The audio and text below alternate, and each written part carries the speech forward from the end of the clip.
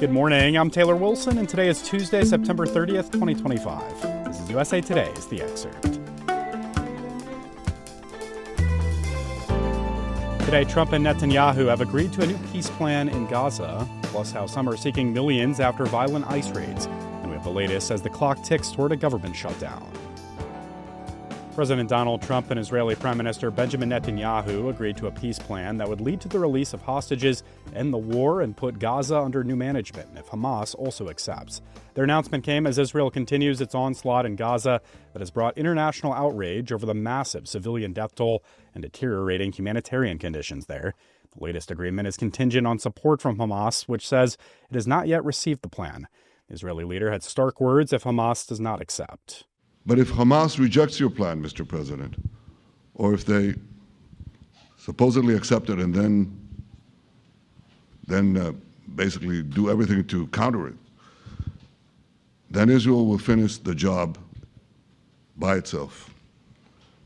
This can be done the easy way, or it can be done the hard way, but it will be done. My colleague Dana Taylor spoke with USA Today White House correspondent Francesca Chambers for more. Francesca, thanks for hopping on the podcast.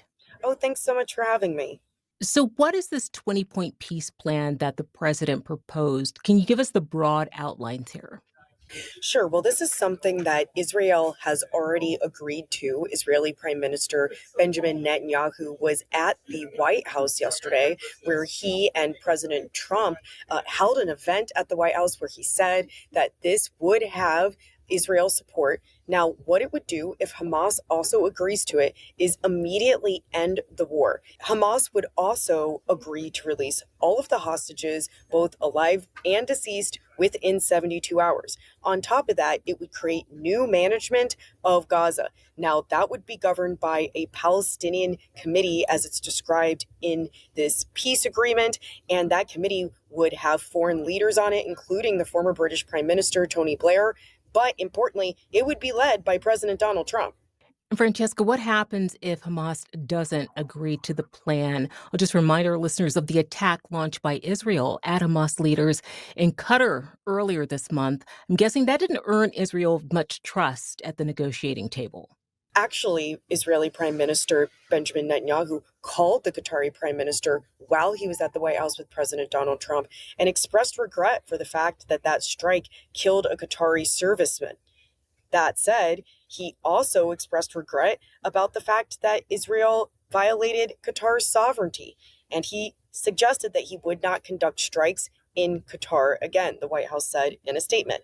Now, if Hamas does not agree to this proposal, however, Israel has the United States' full backing, the President of the United States says, to continue to attack Hamas in Gaza.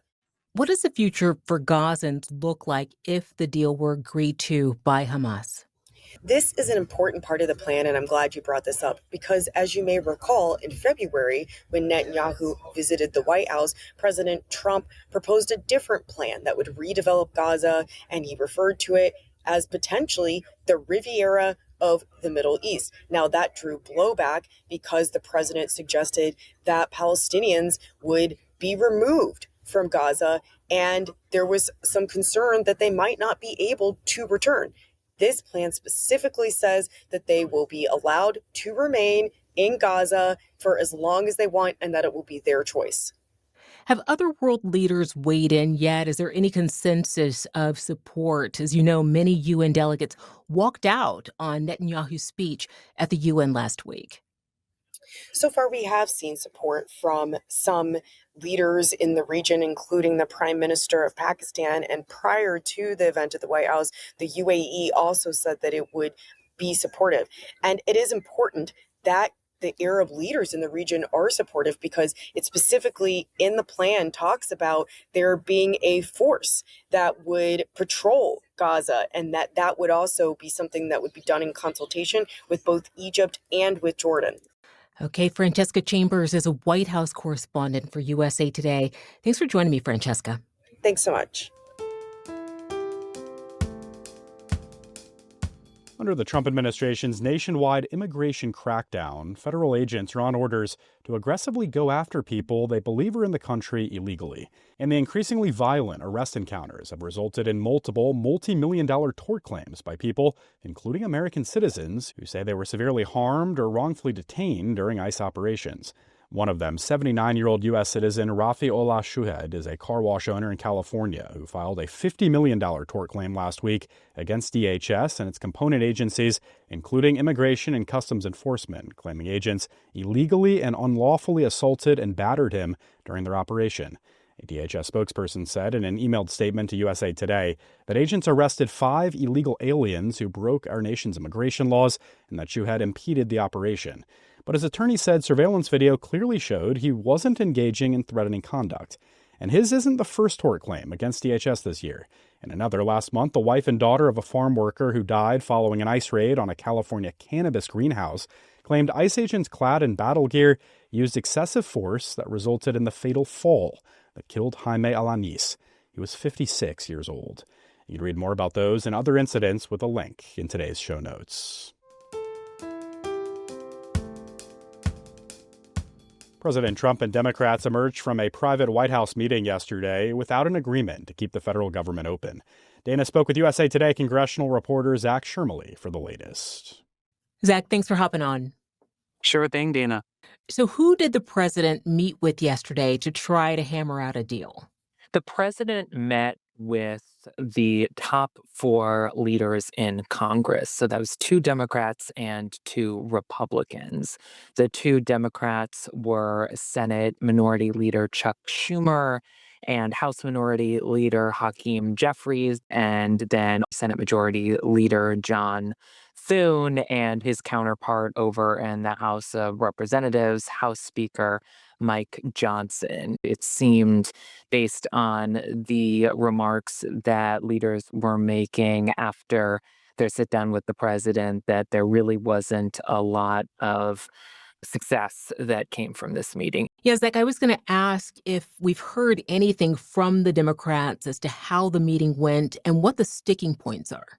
Right. So there are a couple of primary sticking points that Democrats have rallied around for the last couple of weeks with respect to government funding. The Democrats are adamant that they want to extend subsidies for health insurance premiums on the Affordable Care Act. Those premiums are going to be going up for a lot of folks once those tax credits expire at the end of the year. It could be affecting millions of Americans. And Chuck Schumer said that he relayed some of those concerns related to health care to the president, and that, judging by the president's body language, he seemed to be hearing about that for the first time.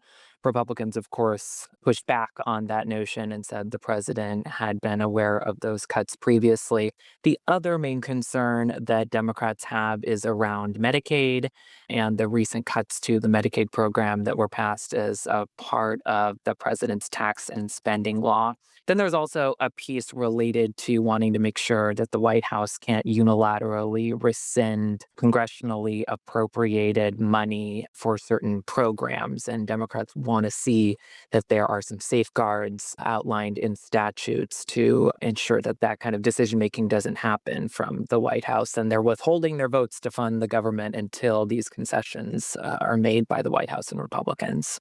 The Republicans have a trifecta in Washington right now, holding both chambers of Congress as well as the White House. Is there a concern among the GOP that American voters may lay the blame on them if there's a government shutdown when voters go to the polls again in 2026? I think this is a question that Democrats certainly are asking of themselves. Chuck Schumer has stated consistently that the polling that he is looking at indicates that Democrats are not going to be blamed for a shutdown. The determining variable in ensuring that the government gets funded right now really is Democrats, because they are refusing to give up those votes. Now, in March, Chuck Schumer got a lot of flack from progressives and many in the Democratic base for not fighting back against the administration enough with respect to some of the actions that the White House was taking at the time. And so I think that he is concerned about the political vulnerabilities that not only he but also other Democrats have if they are not seen to be pushing back against the White House and the policies that the Republicans are championing on Capitol Hill these days. Do we have any sense from lawmakers how long the government shutdown might last if it does indeed happen, which looks more and more likely? I can just tell you that I'm hearing on Capitol Hill consistently the refrain of it's potentially going to be a long one. Now, a couple of days in Washington when these types of things happen can sort of feel like a lifetime. But, the last government shutdown under this president during his first term was the longest in a really significant period of time. I believe it was around 35 days. And there really isn't much of an incentive for either side at this moment in time to budge on their political demands here. Now, if federal workers start getting laid off in droves, not just furloughed, but laid off, which is something that the White House has warned about, I think that could potentially change the calculus from Democrats here. But I think we're going to have to see whether or not any off ramps open up in the coming days and weeks. But I don't think that in the shorter term, there's any indication that the political calculus of either Democrats or Republicans is going to change. Zach Shermley covers Congress for USA Today. Thanks for coming on the pod, Zach. Sure thing. The Supreme Court is set to consider whether to take up Ghislaine Maxwell's appeal, offering the convicted sex trafficker the hope that she will get out of prison well before serving her full 20-year sentence. Maxwell filed an appeal with the High Court in April, arguing that her conviction for sex trafficking a minor to financier Jeffrey Epstein should be thrown out. Maxwell argues that prosecutors should never have been able to go after her because of the terms of a plea deal Epstein signed in 2007, months before he formally pleaded guilty in 2008 to 2 Florida state prostitution offenses. Maxwell has been in the news lately because the Justice Department and members of Congress have turned to her for information about Epstein and any other potential criminal associates after the Trump administration faced outrage in July for announcing it would not release the government's files on Epstein. And thanks for listening to The Excerpt. You can get the podcast wherever you get your pods. And as always, you can email us at podcasts@usatoday.com. I'm Taylor Wilson. I'll be back tomorrow with more of The Excerpt from USA Today.